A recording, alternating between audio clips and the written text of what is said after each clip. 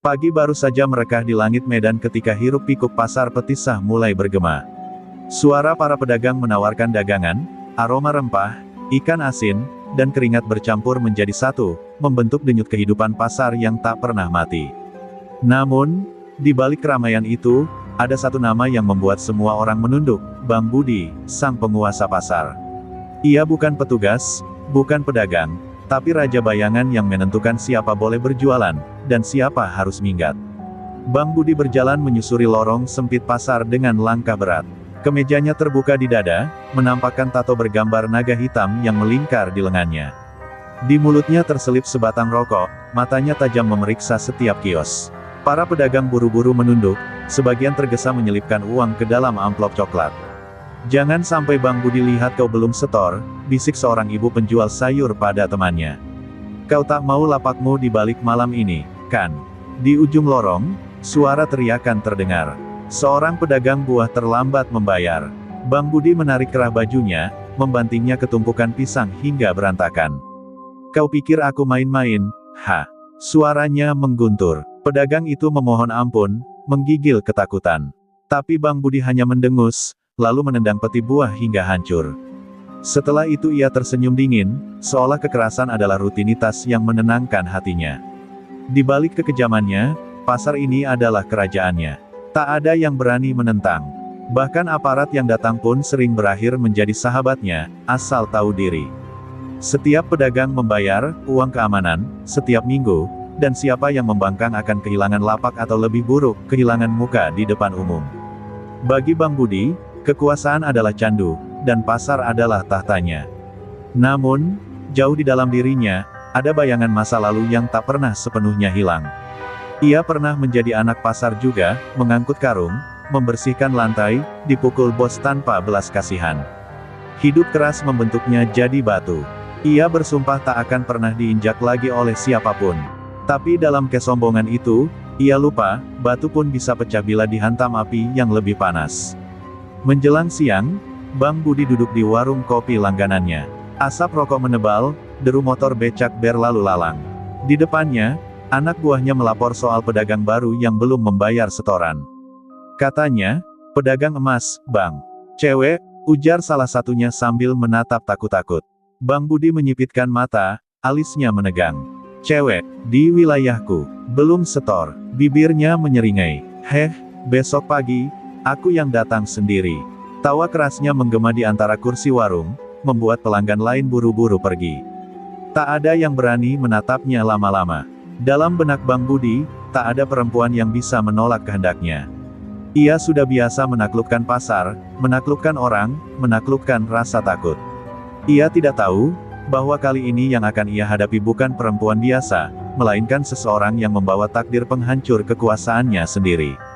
Dan di kejauhan, di antara deretan kios emas baru yang berkilau terkena cahaya matahari sore, tampak sosok Melati, gadis berwajah tenang, sedang menatap perhiasan dengan senyum lembut. Ia menatap langit, seolah tahu badai akan datang menghampirinya. Tapi di balik senyum itu, tersimpan kekuatan yang bahkan Bang Budi tak pernah bayangkan. Pagi berikutnya, matahari baru naik setinggi kepala ketika Bang Budi melangkah ke area baru pasar Petisah. Langkahnya berat tapi mantap, diikuti dua anak buahnya yang bertubuh besar. Suasana pasar seketika berubah hening. Para pedagang tahu, kalau Bang Budi datang ke wilayah baru, pasti ada yang akan celaka hari itu. Dari kejauhan, sinar emas berkilau di antara kios-kios, dan di sanalah, gadis penjual emas yang menjadi bahan omongan. Semalam, sedang tersenyum ramah kepada pembeli. Melati mengenakan kebaya sederhana berwarna putih gading, rambutnya disanggul rapi. Tatapannya lembut, tapi dalam sorot matanya tersimpan keteguhan yang aneh, seperti mata seseorang yang telah melihat banyak hal, tapi memilih diam. Ketika Bang Budi berhenti di depan kiosnya, para pedagang di sekitar pura-pura sibuk. Semua menunduk, pura-pura tak melihat. Hanya Melati yang menatap lurus, tanpa gentar.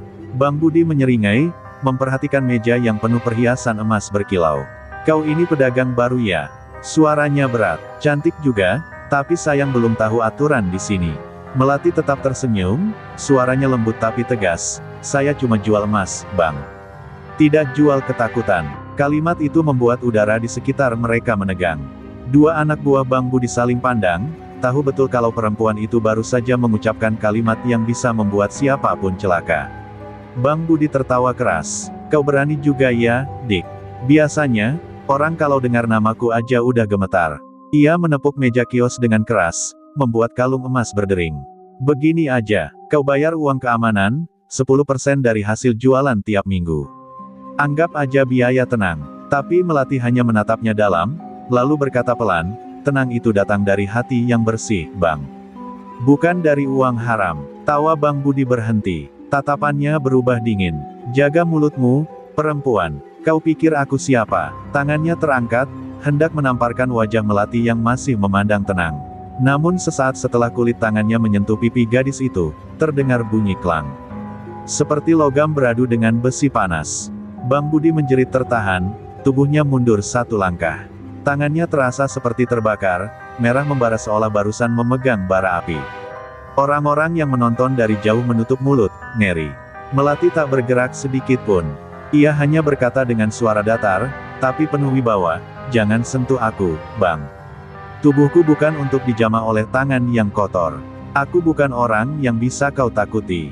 Bang Budi menatapnya dengan mata penuh amarah dan kebingungan. Apa yang kau lakukan padaku, perempuan sial? Melati menunduk perlahan, mengambil sebutir emas dari meja dan menatapnya seperti membaca masa lalu. Aku bukan siapa-siapa, Bang. Aku hanya perempuan biasa yang belajar dari orang-orang tua di kampungku, bahwa tubuh manusia bisa ditempa menjadi baja kalau hatinya suci. Ia menatap Bang Budi tajam. Kau telah menyentuh sesuatu yang seharusnya tak kau sentuh. Kau telah memulai sesuatu yang tak bisa kau hentikan. Bang Budi menggertakkan gigi, menahan rasa nyeri di tangannya. Anak buahnya menariknya menjauh, takut pada apapun yang baru saja terjadi. Pasar kembali hening, hanya terdengar napas gemetar orang-orang yang menyaksikan peristiwa itu. Dan di tengah semua itu, Melati kembali menata emasnya dengan tenang, seolah tak terjadi apa-apa. Tapi sejak hari itu, kabar mulai menyebar, bahwa ada seorang gadis kebal di pasar Petisah, dan bahwa untuk pertama kalinya dalam hidupnya, Bang Budi merasa takut. Malam itu, pasar Petisah sudah sepi. Hujan turun pelan, menetes di atap seng yang berlubang. Di dalam kamar sempit di belakang warung kopi langganannya, Bang Budi terbaring gelisah. Tangannya yang tadi siang menamparkan Melati kini masih berdenyut panas. Kulitnya memerah seperti terbakar besi. Sudah ia oles minyak gosok, bahkan air doa dari dukun langganan pun tak mampu meredakan perih itu. Setiap kali ia memejamkan mata, terngiang suara Melati, lembut tapi menusuk. Kau telah memulai sesuatu yang tak bisa kau hentikan. Ia menggertakkan gigi, mencoba menepis rasa takut yang mulai merayap. Cuma perempuan, aku Bang Budi, Raja Pasar Petisah, katanya sendiri di dalam gelap, seperti ingin meyakinkan hatinya. Tapi suaranya bergetar, karena di balik keyakinan itu ada sesuatu yang tak bisa dijelaskan, rasa ngeri yang belum pernah ia rasakan seumur hidup. Tiba-tiba lampu kamar berkelap-kelip, lalu padam. Dalam gelap, Bang Budi mendengar suara seperti langkah kaki halus mendekat. Ia berdiri, menyalakan korek api. Di dinding kamar, bayangannya tampak bergetar, tapi anehnya, bayangan itu tidak meniru gerakannya. Bayangan itu menatap balik, dengan mata merah menyala. Korek di tangannya padam, dan seketika suhu ruangan terasa membeku. Bang Budi terperanjat. Ia mundur menabrak meja, lalu berteriak memanggil anak buahnya, tapi tak ada jawaban. Hanya angin malam yang masuk lewat celah jendela, membawa aroma wangi Melati yang menusuk hidung. Suara lembut terdengar, samar, seperti bisikan perempuan dari arah pintu, aku sudah memperingatkanmu, Bang. Napas Bang Budi memburu, jantungnya berdetak cepat. Ia merasa seperti ada tangan halus menyentuh bahunya, dingin, tapi berat seperti besi. Panik, ia berlari keluar kamar, menembus hujan yang mengguyur pasar. Beberapa pedagang malam yang melihatnya hanya bengong, tak pernah mereka lihat Bang Budi seketakutan itu. Ia berlari tanpa arah, menatap tangannya yang kini melepuh parah, kulitnya menghitam, mengeluarkan asap tipis. Ia menjerit, apa yang kau lakukan padaku, perempuan sial? Apa kau manusia atau jin? Keesokan paginya, kabar tentang kejadian malam itu menyebar. Orang-orang bercerita bahwa Bang Budi berlari di tengah hujan sambil berteriak memanggil nama seseorang yang tak dikenal. Ada yang bilang ia diganggu arwah, ada juga yang yakin ilmu Melati bukan ilmu sembarangan. Pasar Petisah kini penuh bisik-bisik, preman besar itu telah disentuh kutukan seorang gadis penjual emas. Bang Budi mencoba menutupi ketakutannya. Ia datang ke pasar lagi dengan tangan diperban, berusaha tetap terlihat garang. Tapi kali ini, pandangan orang-orang berbeda. Tak ada lagi tatapan takut, yang ada hanya rasa iba bercampur penasaran. Melati tetap berjualan seperti biasa, tak memandang Bang Budi sedikitpun. Namun setiap kali mata mereka hampir bertemu, Bang Budi merasakan nyeri di dada, seperti ada besi panas yang menekan dari dalam. Dan malam harinya, saat semua orang sudah pulang, Bang Budi kembali ke pasar seorang diri. Ia berdiri di depan kios melati yang tertutup, menatap papan kayu yang digembok. Ia mengangkat tangannya perlahan, ingin mengetuk, tapi tubuhnya gemetar. Hujan kembali turun, menetes di wajahnya. Dari balik kios tertutup itu, samar-samar terdengar suara lembut, masih ingin menantang besi, Bang. Ia terdiam kaku, dan untuk pertama kalinya dalam hidupnya, Bang Budi tunduk pada rasa takut yang tak bisa ia lawan. Sejak malam hujan itu, Bang Budi berubah. Ia tak lagi sekeras dulu. Tiap kali melewati kios melati, langkahnya melambat tanpa sadar, seperti tubuhnya menolak untuk mendekat. Tangannya masih diperban, dan di balik kain putih itu, kulitnya menghitam seperti besi terbakar. Setiap malam, luka itu terasa berdenyut, seolah ada sesuatu yang hidup di dalamnya, sesuatu yang bernafas, bergerak, dan menolak sembuh. Ia mulai kehilangan tidur. Dalam mimpinya, ia melihat sosok melati berdiri di tengah pasar, mengenakan kebaya putih, tubuhnya memancarkan cahaya logam. Di sekelilingnya, emas-emas di kios berputar seperti debu bercahaya, membentuk lingkaran cahaya. Dan setiap kali Bang Budi mencoba mendekat, tanah di bawah kakinya mencair menjadi besi panas. Ia berteriak, tapi suaranya tak keluar. Lalu tiba-tiba, suara lembut tapi dingin bergema di telinganya, besi tak bisa menundukkan api yang suci. Bang Budi bangun dengan tubuh basah oleh keringat, napasnya tersengal. Ia menatap bayangan sendiri di cermin kamar. Mata yang dulu menyala dengan arogansi kini redup, dipenuhi ketakutan. Tapi egonya belum mati. Ia tak mau disebut kalah oleh perempuan. Ia menggebrak meja, menggertakkan gigi, kalau kau bukan manusia biasa, aku pun akan cari kekuatan yang bisa melawanmu. Hari itu juga, ia memanggil dua anak buahnya yang paling setia, Udin dan Togar. Mereka mengikutinya dengan wajah bingung, melihat bos mereka yang biasanya garang kini gelisah seperti dikejar hantu. Kita ke Belawan, kata Bang Budi pendek. Ada orang yang bisa bantu aku. Udin saling pandang dengan Togar, tapi tak berani bertanya. Mereka tahu, jika Bang Budi bicara dengan nada seperti itu, lebih baik diam. Perjalanan menuju Belawan ditemani angin laut yang lembab. Kapal kecil yang mereka tumpangi berderak menembus kabut pagi. Di sebuah perkampungan tua di tepi laut, berdirilah rumah kayu yang dindingnya dipenuhi simbol aneh, rumah Mak Gondang, dukun perempuan tua yang terkenal memiliki kemampuan menaklukkan ilmu kebal. Bang Budi mengetuk pintu 3 kali. Tak lama, suara serak terdengar dari dalam, aku sudah menunggumu, Budi. Bang Budi tertegun. Ia belum sempat memperkenalkan diri, tapi perempuan tua itu sudah tahu namanya. Wajahnya penuh keriput, tapi matanya tajam seperti baja. Mak Gondang menatap tangan Bang Budi, lalu mendesis pelan. Kau sudah menyentuh api suci. Luka itu tak bisa sembuh dengan obat biasa. Perempuan itu, bukan orang sembarangan. Bang Budi berusaha tersenyum sombong, tapi bibirnya bergetar. Aku nggak percaya sihir, Mak. Aku cuma mau tahu cara bikin dia tunduk. Mak Gondang mengambil semangkuk air dan memandanginya dalam diam. Permukaannya beriak, dan muncul bayangan wajah melati di dalamnya, tenang, tapi matanya berkilau seperti besi panas. Itu bukan musuh yang bisa kau lawan dengan otot atau parang, kata Mak Gondang pelan. Dia pemilik ajian tapak wesi, ilmu kuno yang hanya bisa diwariskan oleh hati yang bersih. Kau tidak punya itu. Bang Budi menatap air itu dengan rahang mengeras. Ia tak peduli seberapa suci perempuan itu, ia tak mau dikalahkan. Aku nggak butuh jadi suci, Mak, katanya dingin. Aku cuma butuh cara buat menghancurkan dia. Mak Gondang menatapnya lama, lalu menghela napas. Baiklah, aku akan bantu. Tapi ingat, kalau kau salah langkah, besi itu akan menembus balik ke dadamu sendiri.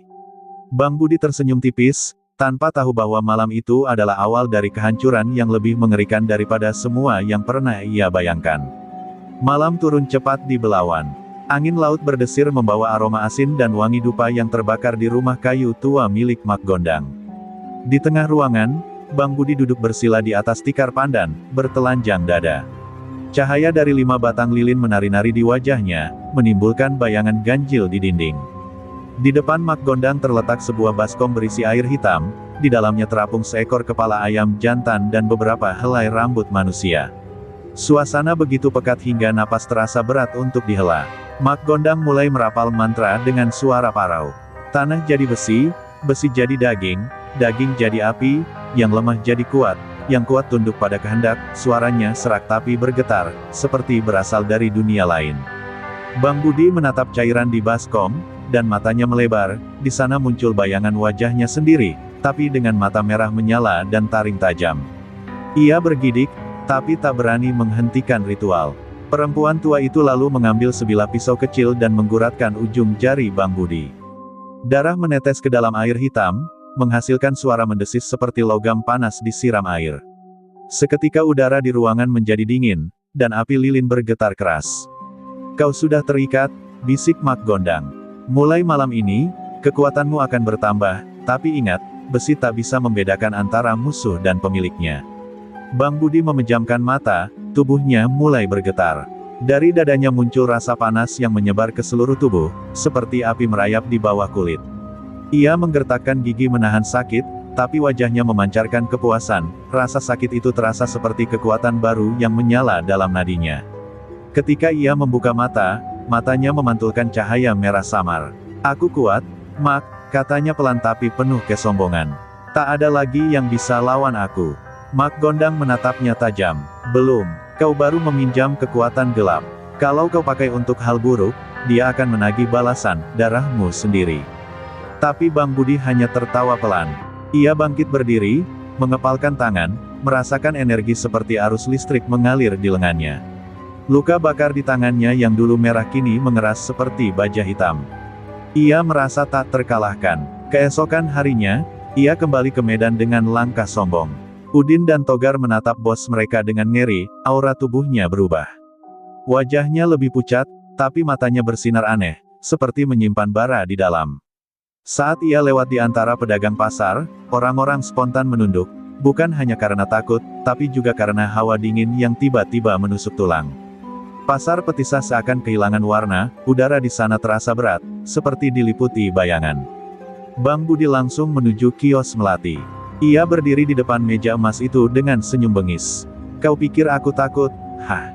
katanya lirih tapi menggema, seperti dua suara berbicara bersamaan. Melati menatapnya diam, sorot matanya sendu. "Bang Budi, aku lihat kau sudah menyentuh kekuatan yang tak seharusnya disentuh." Ia menunduk sejenak, lalu berkata lirih, "Ajian tapak wesi hanya bisa dikalahkan oleh hati yang bersih. Kau sudah kehilangan itu." Bang Budi tertawa keras, tawa yang membuat anak-anak kecil di sekitar berlari ketakutan. "Kau pikir aku peduli hati suci? Yang penting aku berkuasa." Ia meninju meja kayu di depan Melati, dan meja itu pecah terbelah dua seperti disambar petir. Tapi anehnya, setiap serpihan kayu yang berhamburan berubah hitam sebelum menyentuh tanah. Melati menatapnya lekat-lekat, lalu berbisik, "Besi gelap selalu menagih darah, Bang. Cepat atau lambat, darah itu akan milikmu sendiri." Pagi itu, langit di atas pasar Petisah tampak kelabu. Awan menggantung berat, seperti pertanda sesuatu yang buruk akan terjadi. Para pedagang membuka lapak dengan hati was-was. Sejak kemarin, mereka mendengar kabar bahwa Bang Budi telah berubah. Orang-orang yang berani menatapnya lebih dari 2 detik mengaku merasakan hawa dingin menjalar di tulang belakang. Ada yang bersumpah melihat matanya berkilau merah di bawah sinar matahari, seperti bara dalam neraka. Bang Budi kini berjalan di pasar seperti bayangan maut. Suara langkahnya saja cukup membuat ayam berhenti berkokok dan anak kecil menangis. Tangan kanannya, yang dulu melepuh karena ajian tapak wesi, kini mengeras seperti besi legam. Saat ia menggenggam sesuatu, suara kering terdengar, seolah logam saling bergesekan. Tapi di balik kekuatan itu, dadanya terasa berat. Setiap malam, ia mendengar suara berbisik dari dalam tubuhnya, "Kau bukan pemilikku. Aku hanya menunggu saatku mengambil giliranku." Hari itu, Bang Budi memutuskan untuk mengembalikan kehormatannya di depan para pedagang. Ia memerintahkan anak buahnya untuk mengumpulkan semua pedagang di tengah pasar. Wajah-wajah ketakutan memenuhi lapangan becek itu. Mulai hari ini, tak ada yang menolak aku lagi. Teriaknya, suara beratnya bergema. Siapapun yang berani melawan, akan kuhancurkan seperti meja emas itu. Belum sempat seseorang menjawab, seorang pedagang tua berani angkat suara, "Bang, cukuplah, pasar ini bukan milikmu." Semua orang menahan napas. Bang Budi menatap lelaki tua itu tajam, lalu mengangkat tangannya perlahan. Hanya satu kepalan, dan tubuh lelaki itu terpental 2 meter ke belakang, membentur gerobak. Orang-orang menjerit histeris. Beberapa lari, beberapa menunduk memohon ampun. Namun dari mata Bang Budi, hanya tampak senyum puas, seolah kekuatan itu memberinya kenikmatan yang menakutkan. Namun di antara kerumunan itu, Melati berdiri diam, wajahnya teduh meski di sekelilingnya penuh teror. Ia melangkah maju, suaranya lembut namun menggema, "Bang Budi, apa kau tak lihat? Kau bukan lagi manusia yang dulu. Kau sedang dipakai oleh sesuatu yang bukan milikmu." Bang Budi menatapnya garang. "Kau pikir aku takut? Lihat ini, Melati." Ia menghantam tiang kios di sampingnya, dan kayu keras itu hancur seketika. Tapi bersamaan dengan itu, darah hitam menetes dari hidungnya. Melati menatap pilu. "Besi gelap tak butuh musuh untuk membunuhmu, Bang. Ia akan memakan tubuhmu sedikit demi sedikit." Kata-kata itu membuat Bang Budi terdiam sejenak, namun egonya segera menelan rasa takutnya. "Omong kosong. Aku yang berkuasa. Aku penguasa Petisah." Ia tertawa keras, tapi tawa itu bergetar aneh, seperti ada suara lain yang tertawa bersamanya, suara dalam yang lebih serak, lebih tua, dan penuh kebencian. Langit tiba-tiba bergemuruh. Petir menyambar di kejauhan. Orang-orang mulai berlarian meninggalkan pasar, menyisakan hanya Bang Budi dan Melati yang saling berhadapan di tengah tanah becek yang mulai menguap panas. Udara berubah berat dan beraroma besi terbakar. Bang Budi menatap Melati dengan mata membara, sementara di balik tubuhnya tampak bayangan hitam menjulang tinggi, wujud dari kekuatan yang kini menguasai jiwanya. Melati menutup mata sejenak, lalu membuka tangannya, mengeluarkan sinar kebiruan lembut dari telapak tangannya, energi ajian tapak wesi sejati. "Kalau ini jalanmu, Bang," ucapnya lirih, "biarlah pasar ini jadi saksi, bahwa besi hitam tak akan pernah menang melawan besi yang suci." Petir kembali menyambar, mengguncang pasar. Dan di antara kilatan cahaya itu, dua kekuatan besar, satu gelap dan satu bercahaya, akhirnya berhadapan untuk pertama kali. Langit Petisah meledak oleh petir. Hujan turun deras, menimpa atap-atap seng yang bergetar hebat seperti genderang perang. Tanah pasar berubah menjadi lumpur, namun dua sosok tetap berdiri saling berhadapan di tengah badai itu, Bang Budi, tubuhnya diliputi aura hitam pekat, dan Melati, dengan sinar biru keperakan yang mengelilinginya seperti pelindung cahaya. Tidak ada pedagang, tidak ada saksi, hanya langit, air, dan suara guntur yang menggetarkan bumi. Bang Budi mengaum, "Hari ini kau akan tahu siapa penguasa sebenarnya." Ia melangkah maju, dan setiap pijakannya membuat tanah berasap, meninggalkan bekas jejak seperti terbakar besi panas. Dari tangannya keluar kilatan merah gelap, seperti api neraka yang melingkar-lingkar. Ia meninju ke arah Melati, tapi gadis itu menggerakkan telapak tangannya pelan, kelam, pukulan itu tertahan oleh dinding energi biru yang bergetar seperti baja yang beradu dengan logam. Suara benturannya bergema keras, mengguncang kios-kios di sekitar mereka. Melati menatapnya dalam. "Bang, berhentilah. Ini bukan lagi pertarungan manusia. Kau sedang melawan dirimu sendiri." Tapi Bang Budi tak mendengar. Matanya sudah bukan milik manusia. Ia meraung, dan dari punggungnya muncul bayangan hitam menjulang, menyerupai naga besi dengan mata menyala merah. "Aku tak akan kalah dari perempuan seperti kau," teriaknya, lalu melesat secepat kilat. Tinjunya menghantam udara dan menciptakan gelombang panas yang membuat hujan menguap di sekelilingnya. Melati berputar, menghindar, dan setiap langkahnya meninggalkan jejak cahaya di tanah becek. Kedua tangan halusnya kini berkilau, tubuhnya memantulkan sinar kebiruan yang menyilaukan. Ia membentuk gerakan silat lambat tapi anggun, memusatkan tenaga ke telapak tangannya. "Ajian tapak wesi," bisiknya pelan, "bukan untuk menyerang, tapi melindungi." Ia mengangkat tangannya tinggi, dan cahaya biru itu berubah menjadi pusaran besar seperti tameng yang berdenyut mengikuti irama jantungnya. Bang Budi datang lagi, menghantam tameng cahaya itu dengan kekuatan penuh. Petir menyambar bersamaan. Ledakan besar terjadi, membuat kios-kios di sekitar roboh. Udara terasa seperti terbakar. Tubuh Bang Budi terpental beberapa meter, namun ia berdiri lagi sambil menatap Melati dengan benci. "Kau kira aku akan menyerah?" Suaranya parau, bercampur suara lain yang bergema dari dalam dadanya, suara iblis besi yang kini sepenuhnya menguasainya. Melati melangkah mendekat dengan mata berkaca. "Bang, aku tidak mau membunuhmu, tapi kalau ini satu-satunya cara agar kejahatanmu berhenti, aku akan melakukannya." Ia mengatupkan kedua telapak tangan di depan dada, lalu menepukkannya keras ke tanah. Cahaya biru memancar keluar, membentuk gelombang yang menghantam Bang Budi dari segala arah. Tubuh sang preman menggelepar, darah hitam mengucur dari mulutnya, tapi ia masih berusaha berdiri. "Aku, Bang Budi, takkan kalah." Tiba-tiba petir menyambar tepat di antara mereka. Cahaya putih membelah malam, dan dari kilatan itu terlihat dua bayangan, satu berdiri tenang dalam cahaya suci, satu lagi berlutut dalam kegelapan. Bang Budi berusaha meninju terakhir kalinya, tapi pukulannya berhenti di udara, tubuhnya membeku. Dari dadanya muncul cahaya merah yang berdenyut seperti jantung yang pecah. Melati menatapnya sedih, "Kekuatan yang kau pinjam sudah menagih bayarnya, Bang." Bang Budi berteriak, suaranya menggetarkan langit. Tubuhnya perlahan retak seperti besi yang meleleh, matanya membara sebelum akhirnya padam. Ia terjatuh ke tanah, wajahnya menatap kosong ke langit yang menangis bersama hujan. Melati berdiri diam, membiarkan air turun membasuh luka di pipinya, bukan luka fisik, tapi luka hati karena harus mengakhiri hidup seseorang yang dulu juga manusia. Di langit, petir terakhir menyambar, menandai akhir pertarungan, dan lahirnya legenda baru di Pasar Petisah. Hujan belum juga reda malam itu. Petir terakhir sudah berlalu, menyisakan sisa asap dari kios-kios yang roboh dan bau tanah yang bercampur dengan darah. Di tengah reruntuhan pasar, Melati berdiri di samping tubuh Bang Budi yang kini membeku kaku. Wajahnya bukan lagi menyeramkan seperti tadi, ketegangan itu lenyap, digantikan ketenangan abadi. Aura hitam yang dulu menyelimuti tubuhnya telah sirna, meninggalkan sosok lelaki yang kini tampak damai, seperti sedang tidur panjang setelah bertahun-tahun berperang dengan dirinya sendiri. Melati berlutut, tangannya bergetar saat menutup mata Bang Budi yang terbuka. "Kau keras kepala sampai akhir, Bang," bisiknya lirih, suaranya nyaris tak terdengar di antara suara hujan. "Tapi aku tahu, dulu hatimu pernah baik." Butiran air mata jatuh di pipinya, bercampur dengan air hujan. Tak ada lagi dendam di matanya, hanya rasa iba yang dalam.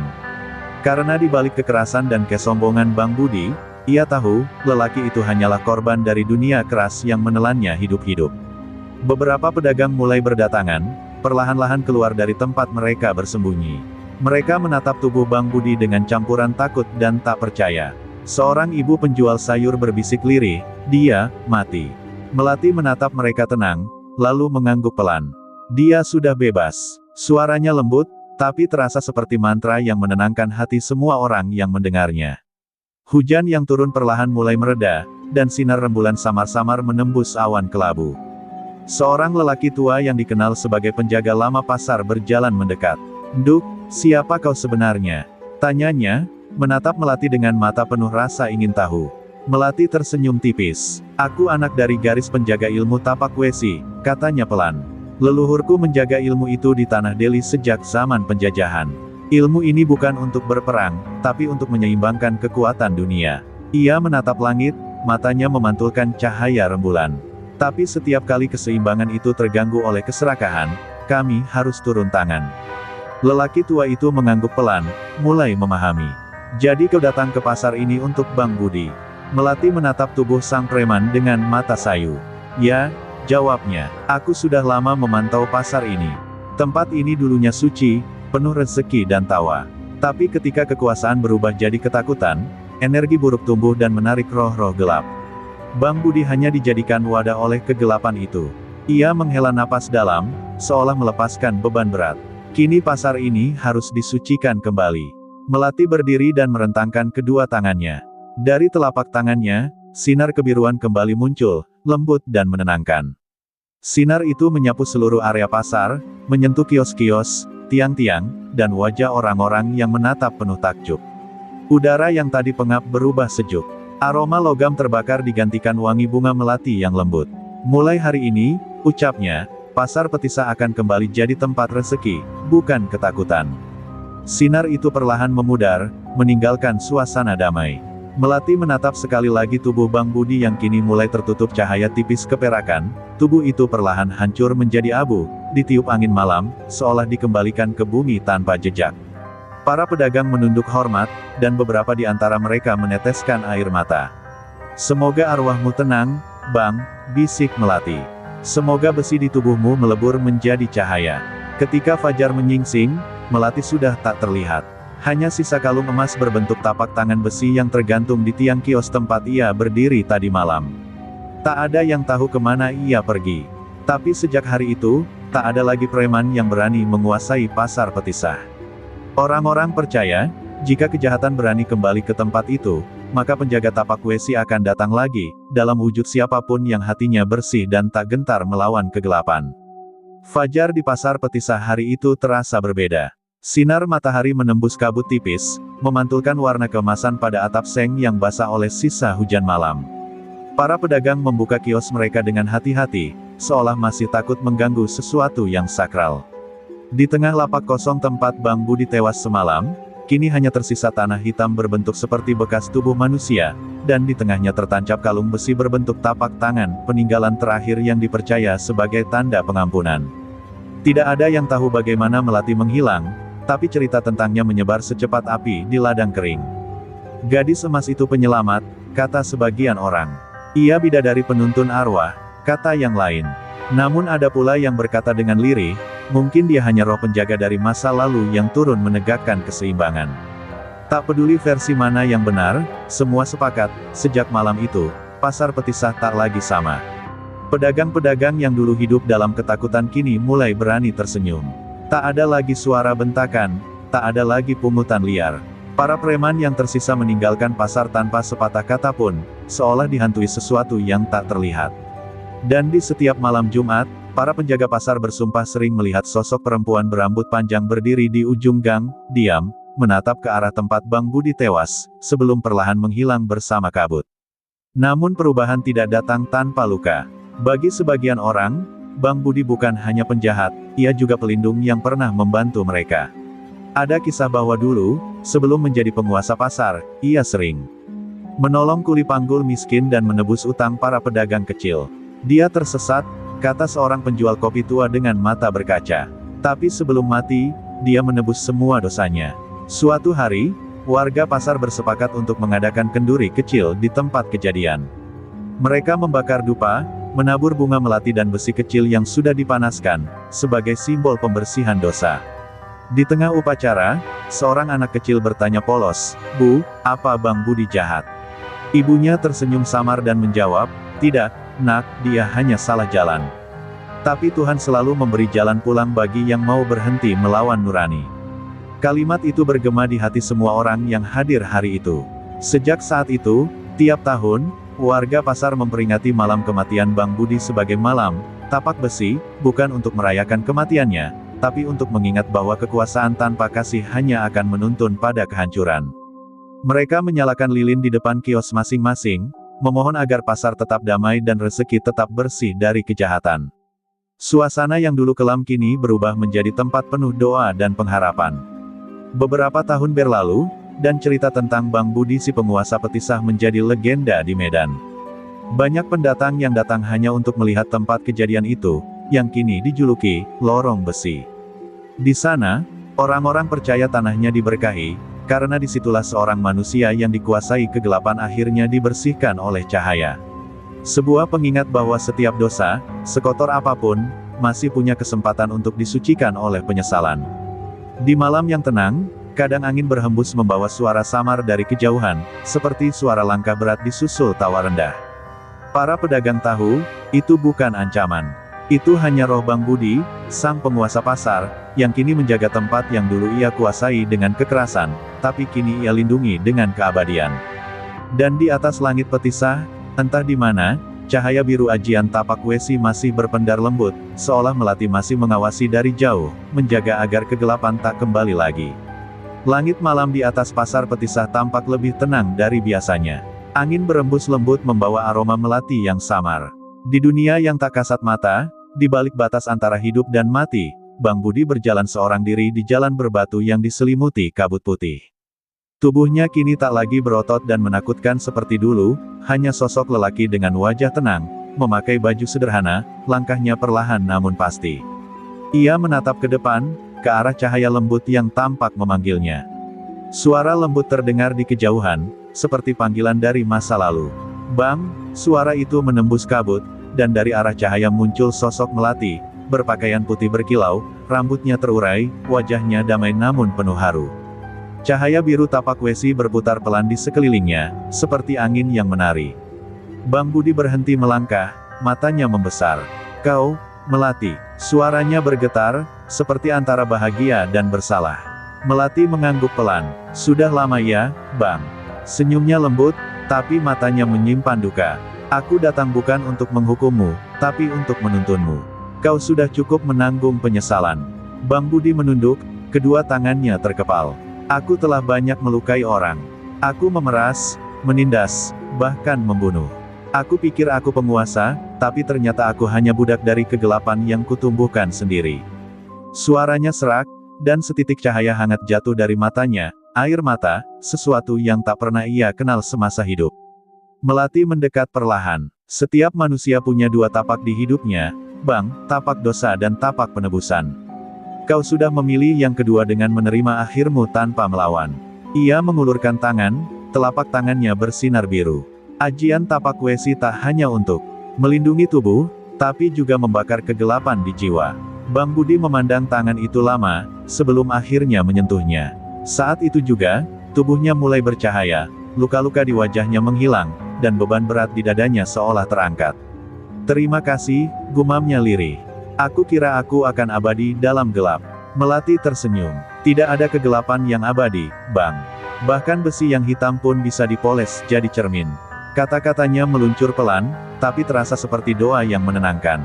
Cahaya di sekitar mereka makin terang, dan kabut putih mulai berputar naik, membuka jalan ke sebuah lembah cahaya yang tenang, tempat arwah-arwah damai beristirahat. Bang Budi menatap sekali lagi ke arah bumi.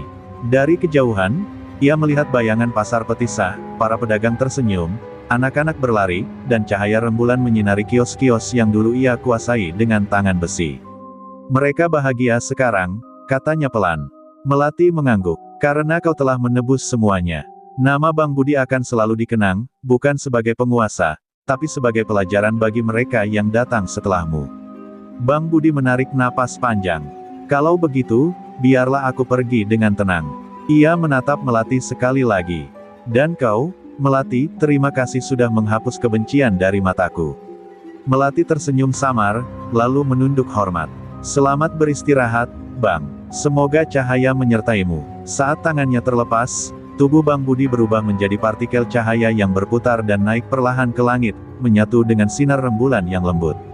Melati berdiri di antara kabut, menatap ke atas hingga cahaya itu menghilang. Lalu ia berbisik, "Keadilan bukan balas dendam, tapi kesempatan untuk bertobat." Setelah itu, sosoknya pun perlahan memudar, kembali ke dunia para penjaga tapak Wesi, meninggalkan pasar Petisah yang kini abadi dalam kedamaian. Di bawah langit medan yang tenang, hanya angin yang berhembus pelan membawa harum Melati, tanda bahwa sang penjaga masih mengawasi dari kejauhan.